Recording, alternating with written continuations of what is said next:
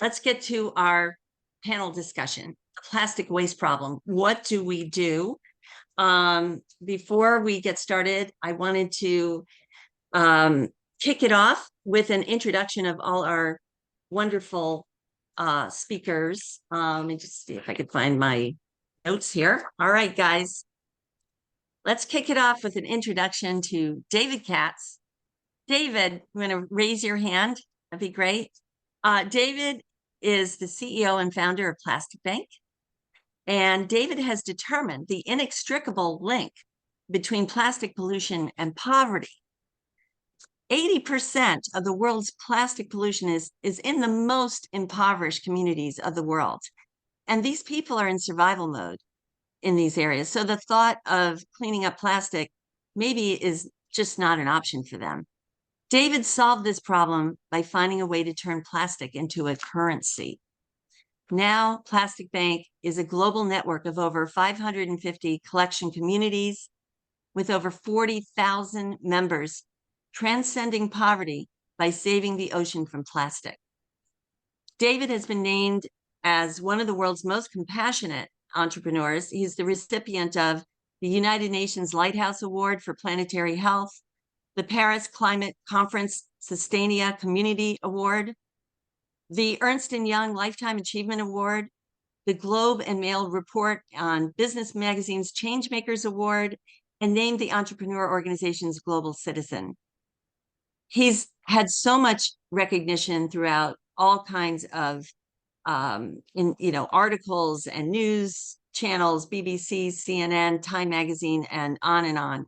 So welcome, David. Thanks for joining us. We really appreciate your being here. Thank you for the kind introduction as well, Sherry. Thank you. Great. Let's move on now to Professor Manuel Maqueda. Professor, welcome. Professor Maqueda is the co-founder and the CEO of Single-Use Plastic Elimination, Single-Use Plastic Elimination or Reduction, SUPER for short. Recognized as an expert in plastic pollution, Professor Maqueda is the co-founder of this organization, and it's a nonprofit. It enables businesses to eliminate single-use plastics through a tiered certification program. As a forward thinker, Professor Maqueda has consulted for notable futurist organizations such as the Jeff Bezos-funded Long Now Foundation, dedicated to fostering long-term thinking in the context of the next 10,000 years. Professor Maqueda is a special programs instructor teaching applied circular economics and regenerative economics at the sustainability graduate programs and at the global development practice graduate programs at the Harvard Extension School and the Harvard Division of Continuing Education. Thanks, Professor, for being here. We're so excited to have you. I'm excited. Thank you so much. Great. Okay, last but not least, we have Robert Goodwin. Robert, welcome. Robert is the CEO and founder of Ocean Cycle. Ocean Cycle is a social enterprise focused on solving the ocean plastic problem. Robert got started working on plastic issues in Haiti after the 2010 earthquake, when he saw cholera spreading at alarming rates, primarily due to flooding, and realized that it was plastic garbage, mostly recyclable, damming up the drainage canals at the root of the problem. So he established a system of recycling for the country in partnership with local Haitian businesses and global humanitarian organizations. Robert considers himself primarily a field person, and his work has taken him to over 70 countries. He ran global NGOs and foundations and held senior positions in government, supporting humanitarian operations in Afghanistan, peace talks in Sudan, and the rebuilding of the health ministry in Iraq. This year, Robert was selected as the Emerson Collective Climate Fellow, working to advance a new biopolymer technology called PHA to replace petroleum-based plastics. Robert is a veteran and a graduate of the U.S. Air Force Academy. He's an HBS alum and has a master's degree from the University of Southern California. Thank you for your service, Robert, and thanks for being here. Thank you. Great to be here. All right, guys, we're ready to kick it off. But before we kick it off, we have some questions for the audience. So, audience, if you could take a look at your chat, we're going to ask you a couple of questions, fact or fiction, and we want your opinion. What do you think? All right, so here we go. Before we get going, let me just set the stage. There's over 11 billion kilos of plastic flooding into our ocean every single year. That's over 380 kilos every single second. And in fact, 1,000 bottles have entered the ocean since you started reading this slide. The societal cost from healthcare and everything else that's associated with this, I got this from Professor Makeda's website, $3.7 trillion. So now, audience, let me just do a quick check with you. Fact or fiction, what do you think? A plastic bottle will take 450 years to break down. What is everybody saying? And actually, I guess I'm going to have to get out of this so I can just take a look at chat. So what's everybody saying? Fact, fact, fact. Most people are saying fact. Longer, truth. All right. Good answers, everybody. All right. Plastic. The truth is, from what I've been reading, plastic does not break down. It breaks up into smaller and smaller pieces. So plastic has only been around for about 150 years. So we also can't put a time frame on how long it could actually take. Many scientists believe plastics will never go away. The decomposition rates are estimates. So as well as oversimplifying the risk of saying, that it might have some kind of a time frame, it completely ignores the threat that we have of microplastics, which we're going to be talking about. All right, guys, let me just take it to the next screen. Forgive me that I don't have it in. There we go. Let's go here. Ready? Next screen. Okay, here's the next one. At current rates, there will come a time when there is more plastic than fish in the ocean, unless something changes. What do you guys think? Fact or fiction? And actually, there was a report written by the Ellen MacArthur Foundation and the World Economic Forum. There was a statement said that by 2050, there would be more plastic than fish in the ocean. What do you think? A lot of people are saying fact, already there.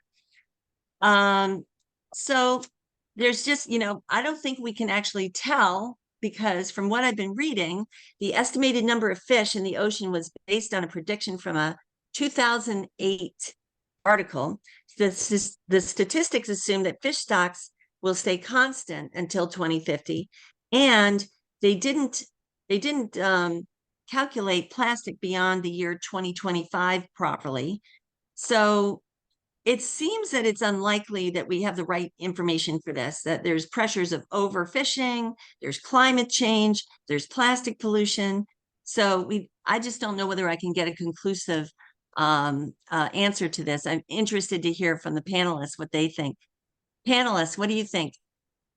Fact or fiction? Right. Sherry, first off, thanks for having the conversation and the dialogue. And it brings to light the enormity of the challenge that lies ahead of us, for sure. Does it matter, I would ask, if there's going to be more plastic in the ocean by weight than the mass of life? Does it matter? Or does it matter enough that even one single bottle flows into the belly of a bird, or a bottle cap kills something? So yes, I think that there is a catastrophe unfolding, but even one bottle's too many, Sherry. That's my opinion.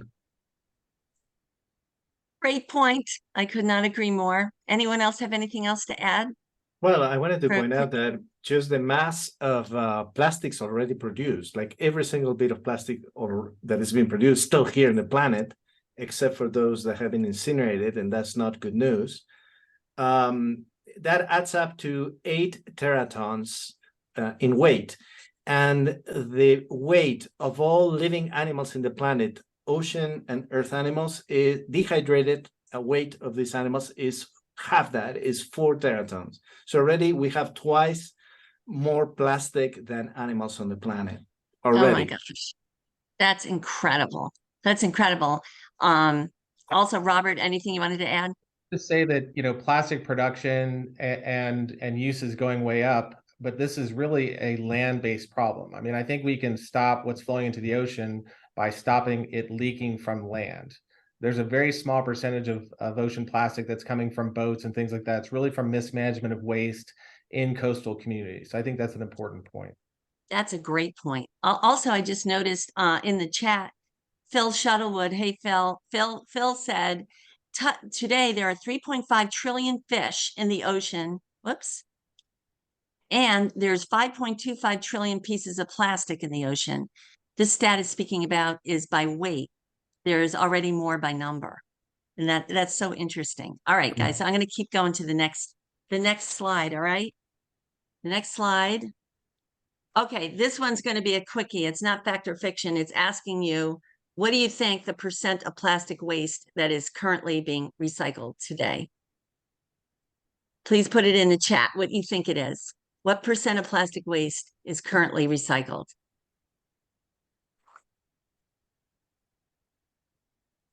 %, less than 10%, 7%, 3%. People are thinking it's pretty low. And guess what? People are correct.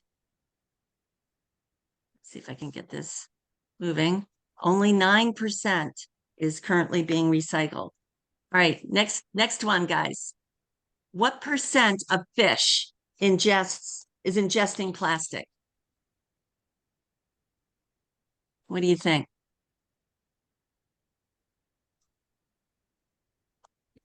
Let's see what people are saying. 75%, 100, 50%. High. Everyone's thinking it's really high. That's correct. From what? Oh gosh, that's good. Good. So what I found out in literature, 49% of all fish have ingested microplastic, average of 3.5 pieces per fish. 1 in 3 fish caught for human consumption contains plastic. And interestingly, even though that most of plastic pollution occurs in most impoverished communities, countries around the world, more fish in North America are ingesting plastic than in other regions. So I thought that was fascinating. There's a lot to talk about here. So let's get to the panel discussion and let's get started. Before we get started, I thought it would be very helpful if the panelists would help us out with a few definitions. And I'm going to kick this off asking David Katz, if you could help us understand what is a circular economy and what does social plastic mean? Sherry, it's so broad, but I'll communicate what I create the circular economy as and what circularity can be and should be. And I take this audience into the conversation, moving beyond the definition of sustainability, where things stay the same, into one of regeneration. So although circularity, by definition, means that everything that we produce comes back into this big circle where it then creates newly again, I take us beyond that to regeneration. How might we be in a place where every piece of material that we use in its return regenerates and repairs and stewards the earth and humanity? How might we create a methodology where every piece of plastic that you ever encounter did good in the world instead of doing harm? That, in the end, as we've created in the world through Plastic Bank, is social plastic, a material whose value is transferred through lives, from the rich to the poor, however it may be. That every time a transaction occurs, society, people, communities, the oceans, the earth, the world gets better. And that's what we've created in the world, and that's social plastic. Circular economy itself should denote regeneration and no end of life, but a continuation, and the continuation, regeneration. Thank you. Thank you.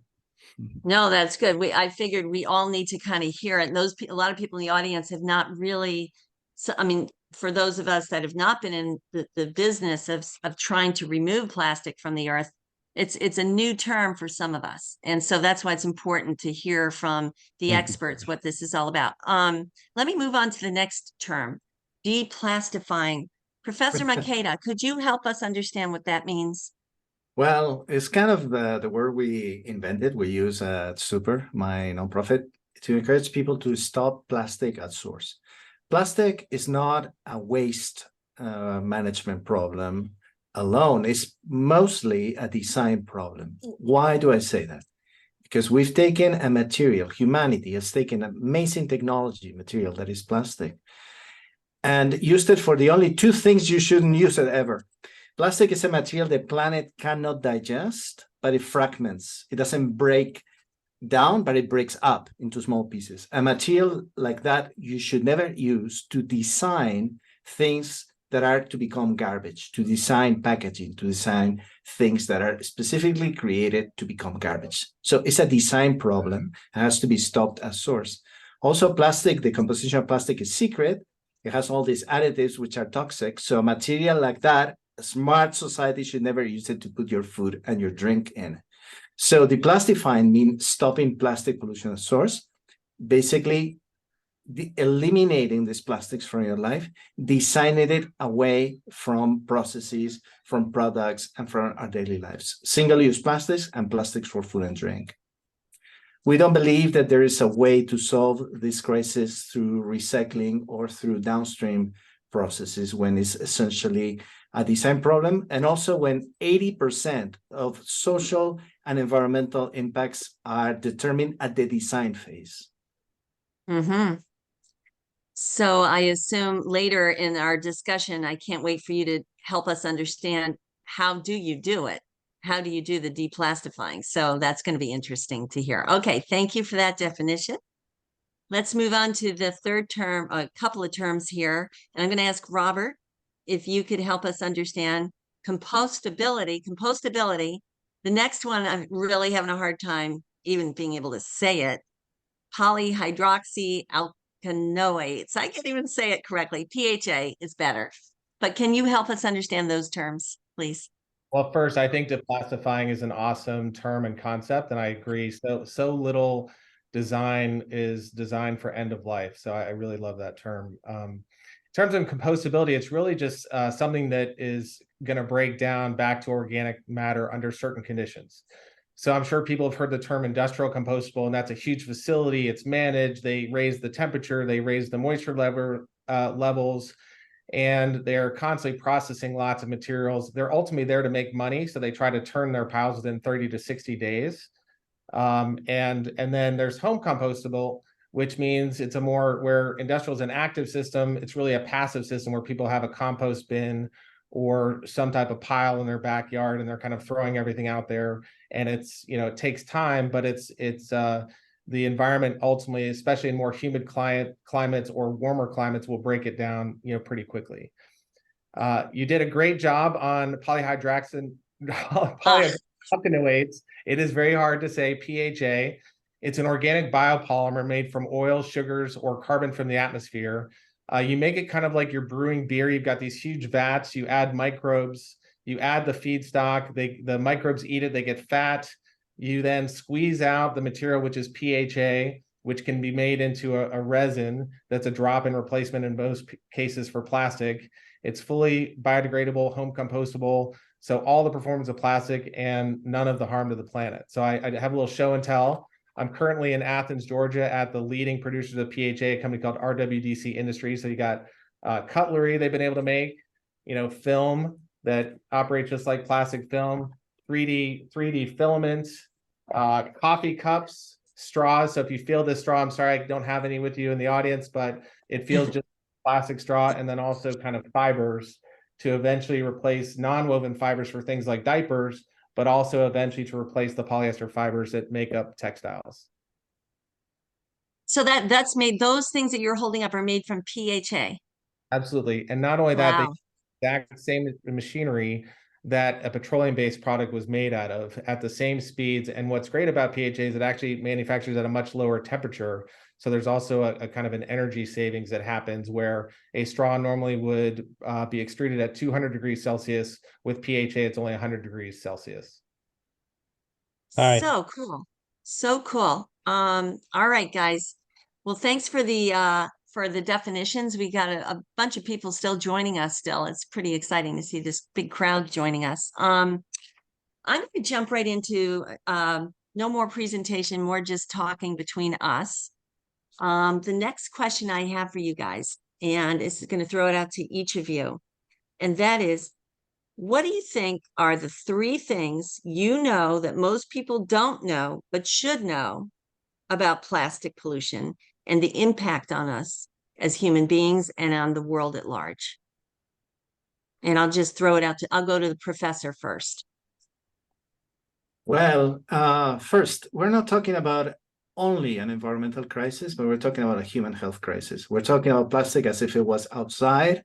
It's in fact inside the bodies of every one of us. If we did a blood sample of everybody in this call, would find 100% of people polluted with bisphenols, with phthalates, with PFAS, and other endocrine disrupting substances. And that's just the chemical component. Then there's the physical pollution, which is a poison like no other. And that's the title of the book I would like to recommend reading on microplastics, A Poison Like No Other, because plastics break down into these micro and nanoplastics that, enter our body. They are in the rain, they're in rainwater, they're in the air we breathe, they're in the food we eat. In fact, it is believed that the average human eats between 3 and 5 grams of plastic per week, and that's the equivalent of a credit card. So I think it's a prime example of how we cannot just pollute the world out there and say, oh, poor environment, we're harming the environment. No, we're harming ourselves. It's definitely a human health crisis. So that's one element. I think the other thing that is surprising for people to realize is that to make plastic, you have between 10,000 and 12,000 additives to choose from. And manufacturers patent, they make an intellectual property of those resins. And there's no way of knowing the ingredients of plastic. So and about 2,000 of those additives are really dangerous. So when you're putting food and drink into plastic, especially if it's plastic that you use multiple times or that you heat it up, or oily foods, it increases your exposure to unknown chemicals. So you're playing Russian roulette with your health. I think these 2 elements are pretty shocking. Maybe a third one, and I'll stop it there, but there's many, but is the fact that bioplastics are not, except maybe for PHA when it scales and a few others, but traditional bioplastics are not a sustainable solution. The environmental footprint to make this traditional like PLA, the most common plastic cups that you will find when you go to an eco party or whatever, they give you the plastic cup with a label. Those typically have a greater environmental footprint. The same problem with additives, and unless you take them to an industrial composting facility, and that's so rare. I mean, the chances of one of those cups going there are similar to the chances of you being hit in the head by a piano while walking on the street. It's really impossible. Really, there's so few of these facilities. If these plastics don't end up there, it's 500 years for polylactic acid to biodegrade. So bioplastics are not the ticket in general. There's a few exceptions like PHA, and then we're going to learn more about those. So those are the 3 things I would say. Okay, so Robert, what do you think about that? Well, one thing what the professor just said. Also, what are your 3 things? Well, I mean, I think I definitely agree. We know about as much about microplastics today as we did smoking in the 50s, right? So I think we're going to start seeing many different lawsuits coming. And I equate it somewhat to the asbestos industry, because I think asbestos was found to be really harmful, but it wasn't until even though it was found in the 50s to be harmful, wasn't until the late 90s that any action was taken, partially because asbestos really worked as a great material. And then secondly, they had a very strong lobby, and it's very similar with the plastics industry. Plastic is a great material, it performs very well, and there's a strong lobby. So, and I agree. I think there's so many of these additives we just don't know. I always tell people, if you leave a bottle of water in your car and it gets hot, do not drink that water. And I'm sure those of you who have noticed the plastic and the chemical taste if you have done so.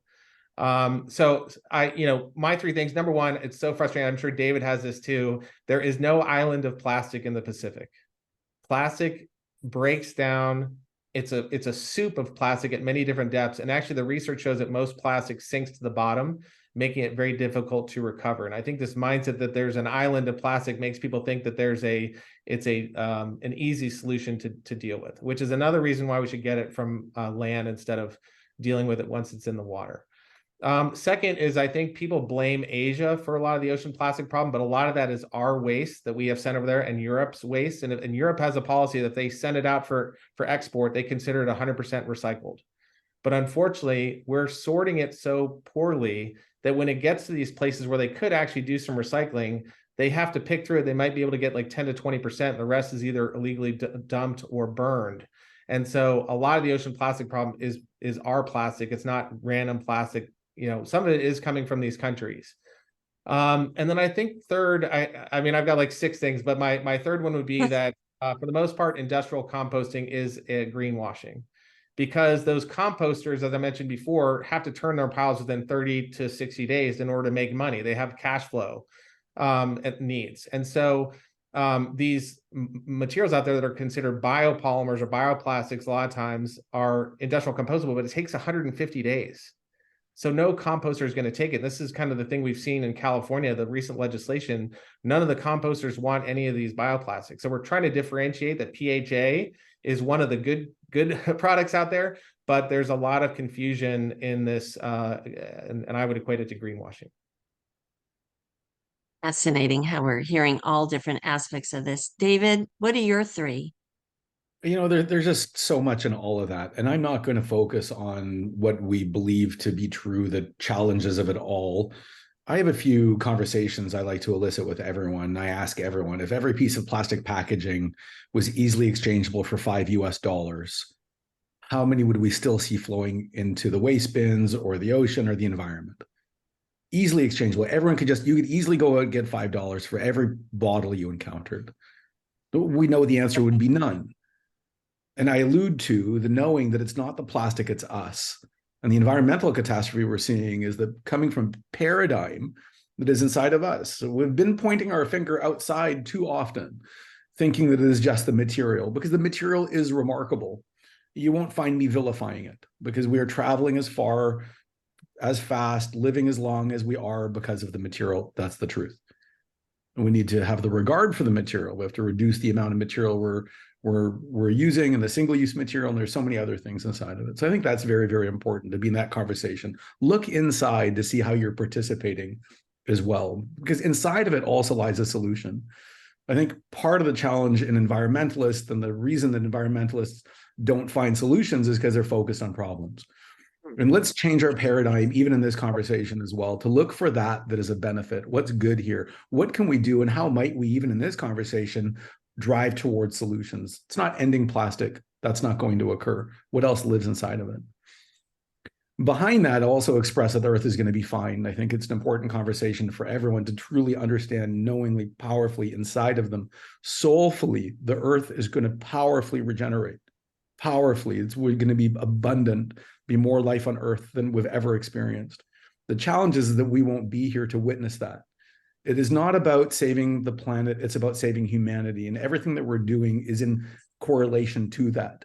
We continue to talk about climate change, but we need to talk about business change.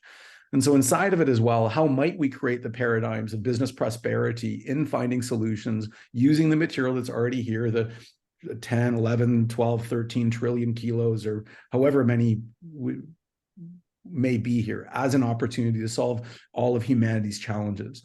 So I think that there's a paradigm there as well. I mean, I could go on, but I want to draw and elicit my conversation to finding solutions, because I think that's what we need. Because even in this, it's the first 30 minutes has been about the problems of plastic. Let's focus more on what are solutions, what are opportunities, how might we? It's one thing to deplastify, but it's another thing about, operationalizing that and creating a world that's in line with that.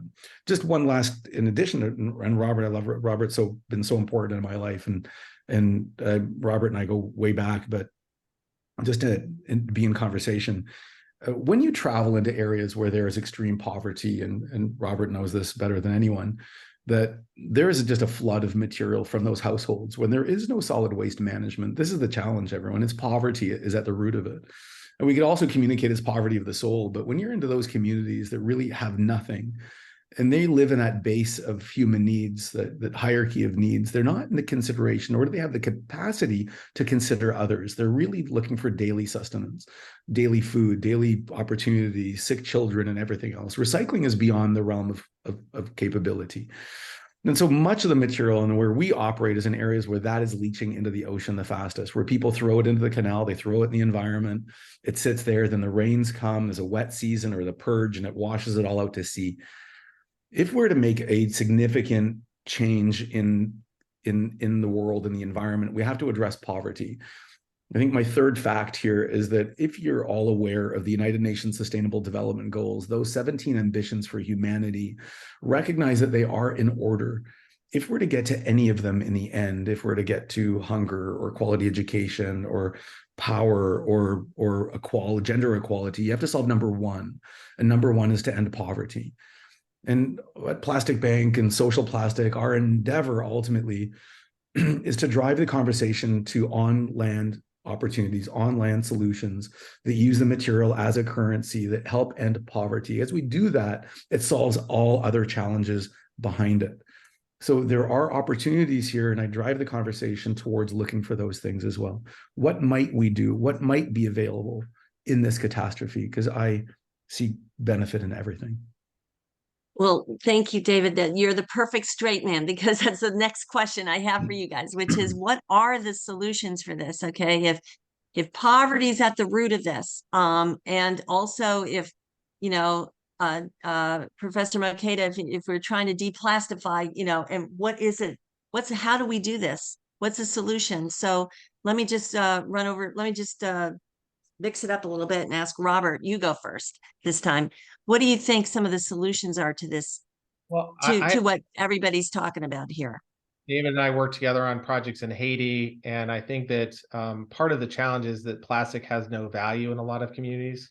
So if you can establish a value for those plastics, people will then pick it up. And if you can establish enough value, so it normally goes from like it's leaking into the water at the beaches, and if you establish value on it, then you'll find it in the communities. And if you establish enough value on it, then you'll find it at the household level. And really any type of recycling project, it's about sortation and proper collection. Because if you have, and part of the reason in the United States where we don't have very good recycling is because all of our plastic gets mixed together, gets crushed together. Then when it gets to someone who could deal with it, it's already so contaminated. But in the countries that David and I work in, you're literally able to pay people a living wage to pick up the material, keep it clean, keep it sorted, which then drives very high recycling rates.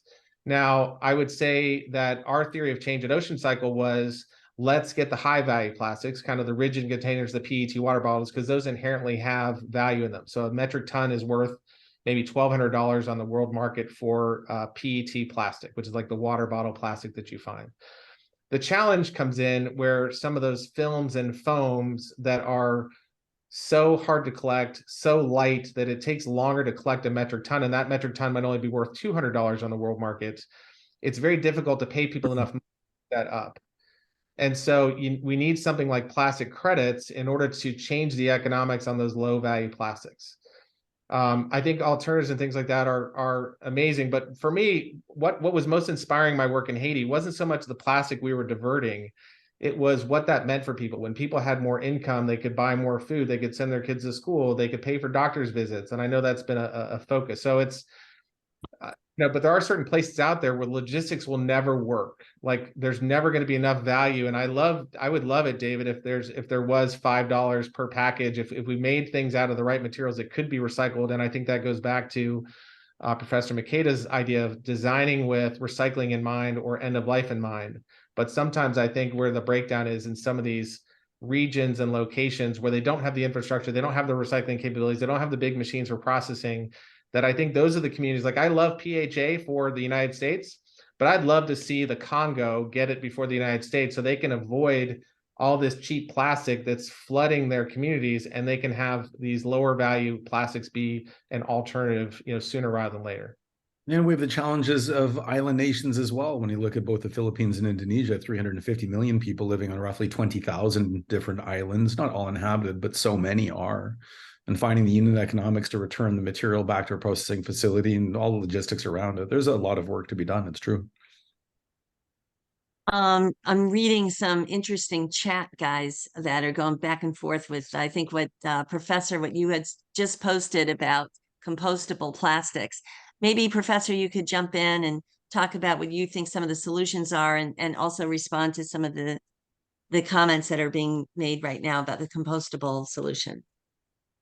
Right. So we have a problem, which is a great technology that solves a lot of things in our lives, you know. Plastics, that's what it is. It's a technology, very, very cheap, versatile material. But we're using it wrong. We're 40% of all plastics made, which is about 500 million tons per year, are used for things that are going to become garbage, are designed to end up as garbage. It's packaging. So I would ask the audience, what is the best packaging for a banana?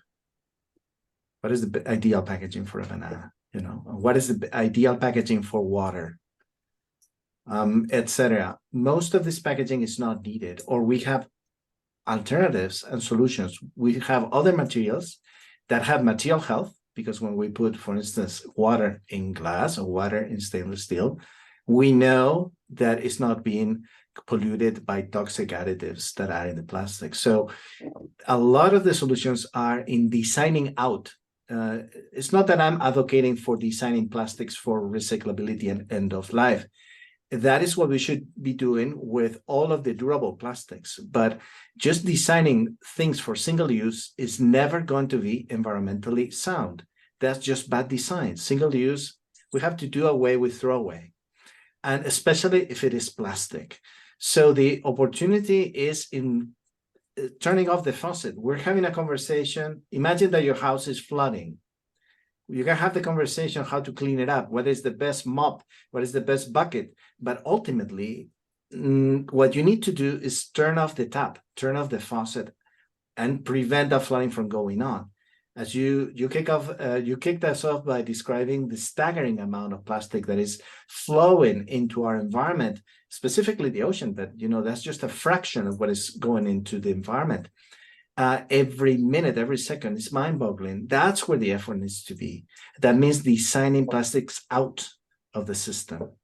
And then for those plastics that are really hard to replace, medical uses, flexible films for certain things like the real difficult plastics to replace, then design those with recyclability and end of life in mind, so they have purity and value into the material, so at the end of life, they can be recycled in a closed loop.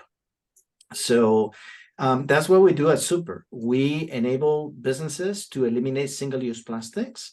We're working with workspaces, so offices, and we're starting a pilot with hotels. And basically, it's elimination at source. So we don't care if they use bioplastic, recycled plastic. We don't care if they put it in a blue bin, in a yellow bin. It's about not purchasing single-use plastics, eliminating them from their procurement. So it's a tier certification. It's very actionable. It's demanding. We collect data, which is really valuable, and allows us to give the businesses metrics of their impact.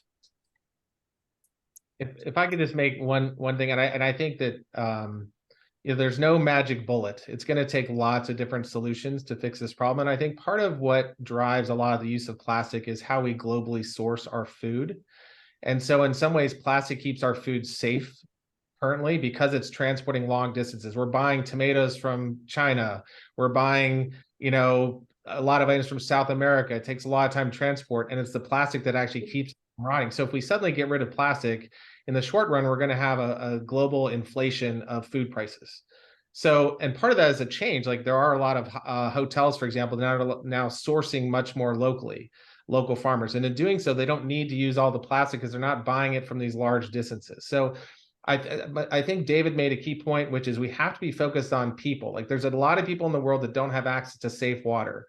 And to say that they shouldn't have any packaging that allows them to get safe water, I think is not right from my perspective. Also, but I think that there's ways for us to think about them in a way and to try to enable solutions. And I think we should be funding some of these opportunities for safe water in these communities that are using a lot of plastic, so they don't have to do that, and maybe go back to some of those things that used to exist, which was glass containers. In Haiti, for example, everyone had glass bottles, Coke bottles, and there was a local Coke producer. They all had normal plates at all the restaurants that they would wash when you're done. And then people came in and started flooding. You go to the grocery store now in Haiti, there's literally 90% of what you find on the shelves is plastic. And I think that that alludes to, Sherry, that we keep wanting to talk about the plastic and creating change for the plastic, but it's business change. And I think if anyone here believes it's the plastic and not businesses themselves. And I think that the awareness needs to be the fiduciary duty of the CEO. I speak about this all the time, and this is the truth of it all. The fiduciary duty of the CEO is to ensure shareholder return, period. And they can be jailed, prosecuted if they don't. And if they contravene that shareholder return, that's an offense. And so ultimately creating a paradigm for organizations to do what is right for all of humanity, not just shareholders. So again, ask yourself, where do you hold your portfolio of investments? I mean, you know, if you're looking for a return from organizations or single-use material, that's something there. Now, in the thread as well, I thought it was Nikki that brought up this, you know, there's a couple of conversations in the thread here around you know, single-use materials for the poor, and that much of the world, remember, the base billion or a couple billion, can't afford a, you know, $5, $6 shampoo bottle. That's days and days and days of wages. They buy their material in small little sachets, single-use material. Yes. And between Nestle, Johnson & Johnson, Unilever, Procter & Gamble, there's tens and tens and tens and tens of billions of these little non-recyclable sachets produced every year. There's greater catastrophes than water bottles, everybody. The little sachet, non-recyclable, the sandwich is a piece of aluminum between two different pieces of plastic. It's really produced and used not because it can provide a single-use material, but because it's got marketing on the outside of it. The aluminum provides a space for printing, high print quality. We're going to be the only species that has never been able to save itself because it wasn't profitable to do so. It's business change. That's why I'm eliciting this. That's why I've decided to be here. This is a Harvard Business School. Is Right. because it's the way we're doing business that's going to make the change, everyone. And Bingo. conversations of extended producer responsibility, laws now being enacted that allow the CEO to make the changes that are needed. And so I'm hopeful for policy change, creating a space for public companies to do what's right for all, not just a few. Professor, do you have a comment on that? This is an excellent point, David. Indeed, no, I completely agree. And in fact, the over packaging, you know, when we see overly packaged stuff, those sachets, for instance, if you calculate the price per liter or price per pound, it's exorbitant. So you have the poorest people, because they don't have a lot of cash at hand, having to buy these really small over packaged portions and paying a higher price that you would otherwise. Now, how do you get the cheapest possible product? It's in bulk, because, you know, wasted plastic is wasted money as well. So I think making more, and there's some great social initiatives starting in, like, I'm thinking Ciclus in Indonesia, El Gramo in Chile, other places where they're giving people, especially low-income people, the ability to buy however much they can, and they want to buy in bulk.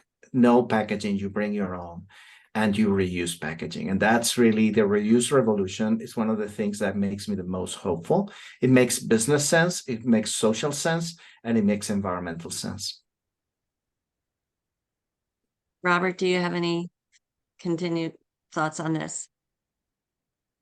Well, I'd love to hear a little bit more from the audience, some specific questions, but I think it's there's a ton of questions I'm about ready to start asking you guys, but you just have to do all of it. I think David's right. I found this working for a major multinational, that finance tends to run those organizations. And I would say most procurement officers around the world are incentivized to reduce cost.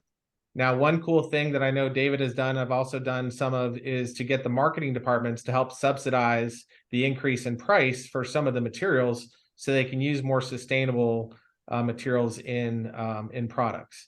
Because procurement on its own will never do the right thing, because they won't get their bonuses at the end of the year.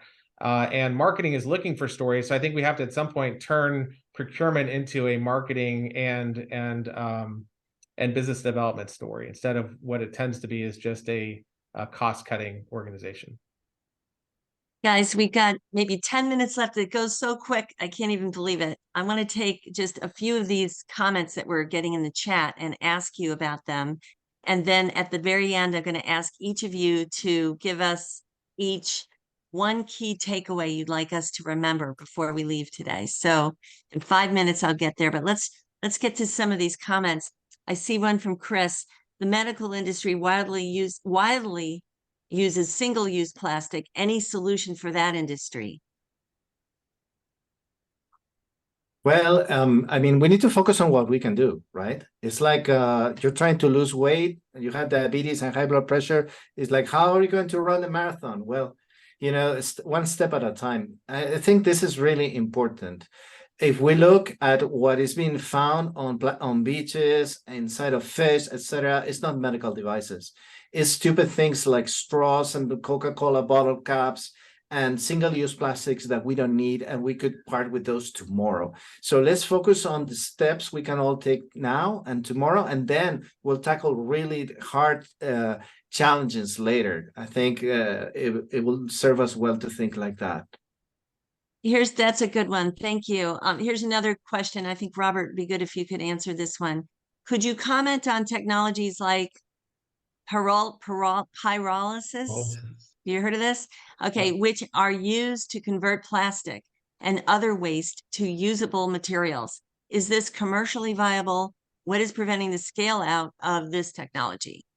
Yeah, I think we have not seen, whether it's pyrolysis or chemical recycling, we haven't seen something where the economics really work, and because a lot of these things require lots of power. So you might be saving carbon on one side, but you're consuming so much carbon on the other side, and it's very expensive, a lot of these kind of waste energy plants or whatever else. But I think there's, it's not ideal, but I do think that what's interesting about plastic is when you make plastic, it has much less sulfur in it than you might if you're, from oil.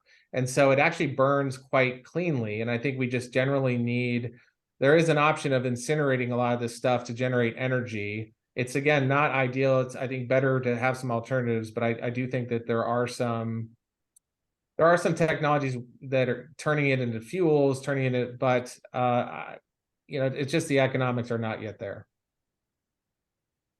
Okay, one more. Go ahead, Professor. Can I say something? Well, yeah, sure. The plastic industry has been kind of kicking the can down the road with a lot of promises of technologies, and chemical recycling and pyrolysis, the latest version of that. It's existed for many years and it's never scaled, it's never succeeded. And for me, the way to understand what an industry plans to do and is doing is to follow the money. Right now, there's 180 billion, that's half the GDP of Greece, being invested in new plastic manufacturing plants. This is not bioplastics or advanced plastics, no.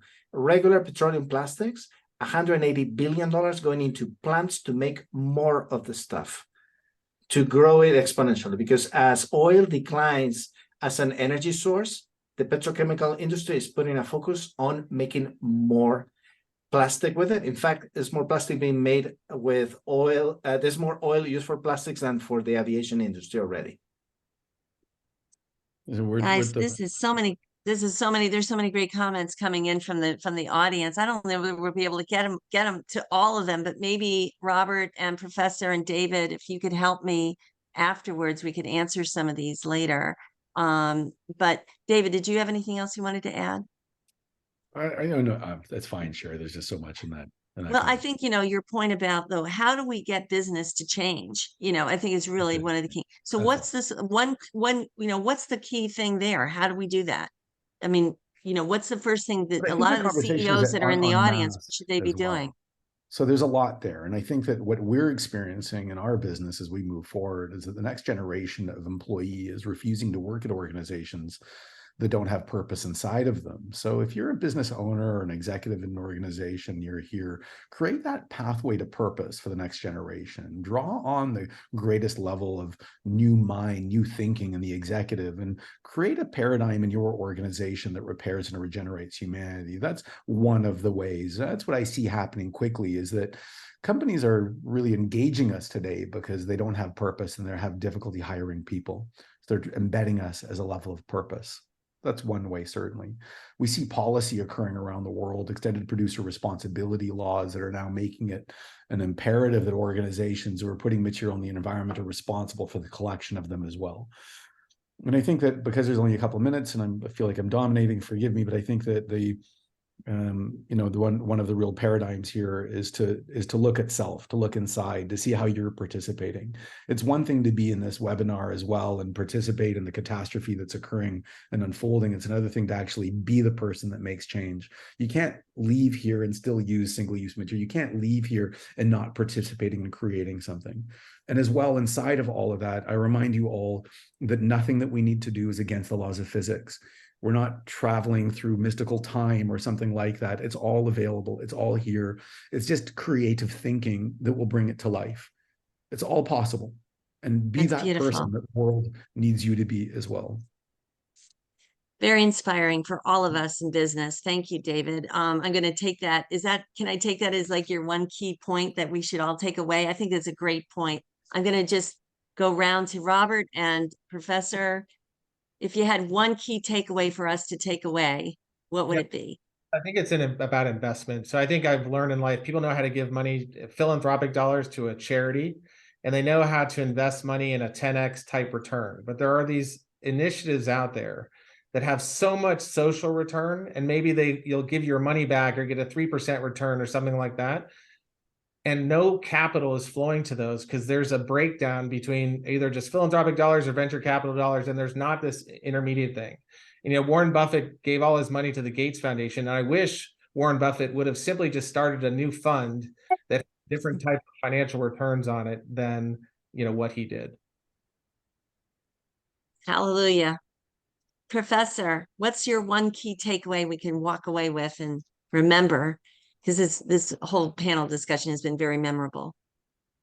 Well, when you participate in the throwaway culture, when you put your food and your drink and the food and drink of your children into plastic, you're putting not only the planet at risk, but your health at risk. It's scary sometimes, it's overwhelming, but actually it's actionable. This is something we can all do. This is something we can all do in our daily lives. Start with the easiest path typically is drinks, eliminate, just, bring your own bottle, never buy a bottle of water again, bottle of water in plastic, get rid of plastic cups, get rid of all the single-use plastics that you can, plastic bags and so on. Start shopping for things that are not wrapped in plastic, the things that are not overpackaged. And in my experience, this becomes a portal. It's not only that our beliefs determine behavior, but also behavior determines belief. So if you start changing your behavior, your belief system will change, and also you'll be the change that you want to see in the world. And this is what, a lot of my work is about. And this is what we're trying to inspire through Super. I love that. You guys are all inspiring. You're all incredible leaders and experts in this, and we want to hear more from you. Can't get enough. This topic is huge beyond what we're talking about, even just for an hour. Thank you so much, all of you, for joining us. I guess we have 2 minutes, so I'm going to ask each of you one more question.